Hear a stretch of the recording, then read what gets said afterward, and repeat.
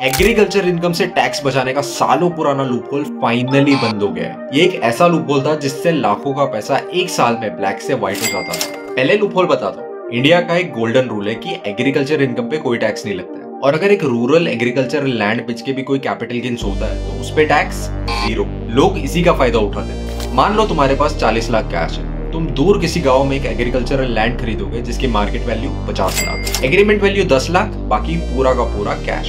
एक साल बाद तुम ये लैंड वापस 50 लाख में बेच दोगे, पर इस बार पूरा का पूरा पैसा तुम्हारे बैंक में आएगा। ऑन पेपर 40 लाख का कैपिटल गेन्स होगा, पर वो तो एग्जेम्प्ट है। सिर्फ एक साल में तुम्हारा 40 लाख व्हाइट हो गया। अब आईटेट अहमदाबाद ने फाइनली ये मैजिक लूपहोल बंद कर दिया। देखो, कैपिटल गेन्स तो अभी भी एग्जेम्प्ट है, पर जो इनिशियल ट्रांजैक्शन था ना, जिसमें तुमने 50 लाख की जमीन 10 लाख में ली थी, ऑन पेपर वो टैक्सेबल हो जाएगा। सेक्शन 56(2)(10) बोलता है कि अगर तुम कोई इमूवेबल प्रॉपर्टी खरीदते हो जिसमें agreement value stamp duty value से कम है, तो दोनों का जो भी डिफरेंस होगा वो तुम्हारा इनकम फ्रॉम अदर सोर्सेस माना जाएगा। और आईटेट ने क्लियरली बोला कि एग्रीकल्चरल लैंड भी इमूवेबल प्रॉपर्टी की डेफिनेशन में आता है। देखो, ये क्रूशियल डिसीजन है क्योंकि गवर्नमेंट को एग्रीकल्चरल इनकम से कोई टैक्स नहीं आता है। वो तो अभी भी नहीं आएगा, पर कम से कम इस रूट से मनी लॉन्ड्रिंग बंद हो जाएगी। ऐसे और टैक्स अपडेट्स के लिए फॉलो कर सकते हैं।